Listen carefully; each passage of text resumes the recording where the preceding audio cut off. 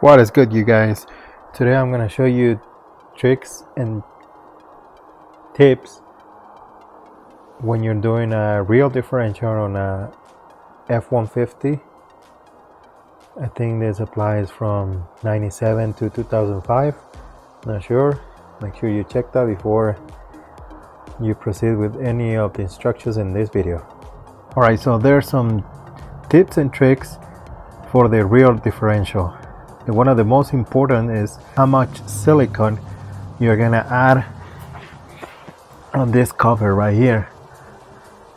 So you're gonna add a lot of silicone around all this edge right here, all in there. You're gonna add a lot to the point that it's gonna come out. Don't put anything inside of here, nothing inside of there, everything in here. Just put a thick layer of it all around.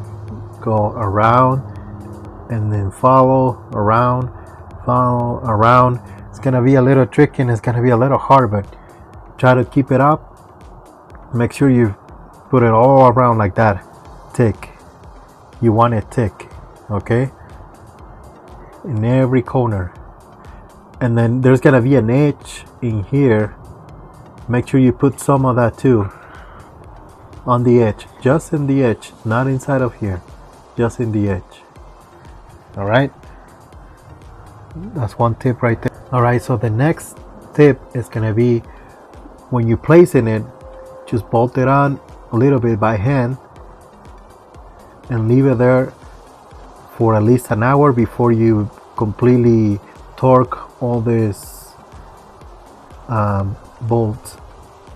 A way to know if it's ready for the fluid, you're gonna come over here to one of these, they're sticking out, and you want to feel it. If it feels like rubber, then it is ready. If it feels tacky, then it's not ready and you should let it cure.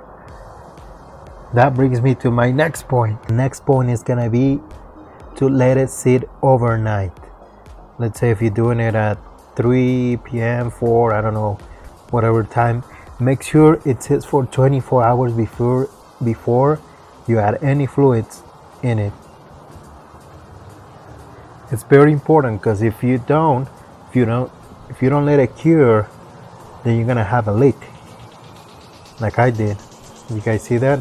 I had to do this twice because I didn't let it sit. Because some say in the internet and some other YouTube videos that it just takes an hour and then you can put fluid in it and drive it. That's not the case.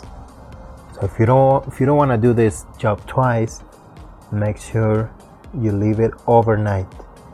And make sure you do the thing that I showed you earlier. You touch it, the silicone, you touch it. If it's tacky, not good. Don't add any fluid yet until it feels like rubber. All right, make sure on that, okay? So the next tip is gonna be clean the gears inside when you have that cover off before you add the fluid again. Fluid is gonna be really dark and it's gonna be all dirty, so make sure you clean it before you add the fluids and everything. Another tip, you're only gonna need 3. You can use 4 if you want to clean with the same oil the differential, but to fill it up you're only gonna need 3, and then you're gonna need that. Or if you have any other method of adding the oil to the differential, then it's all up to you. But basically you're gonna need 3. And you can add that guy too. See what it is? It's from Ford. So there it is. Get a screenshot out of that. There you have it. Ford recommends to add that to keep the gears nice and smooth. So you're gonna have something like this. You see? It's not leaking anywhere. That's from before, but I got that fixed. And if this happens to you, that it's leaking, unfortunately you're gonna have to do the job twice. You're gonna have to drop that, seal it correctly, and put it back on. It's looking really good. I also drove it already. It feels even better. And yeah, make sure you follow all those steps so you can have a nice looking job like this. I'm planning to pressure washer later on, when probably tomorrow, when I know for sure that everything is completely dry. So yeah, those are my tips right there for anyone that is looking to do a rear differential on a Ford or any other truck or SUV that has this same system. Alright, thank you all for watching, and I'll see you guys in the next one. It definitely needs a wash.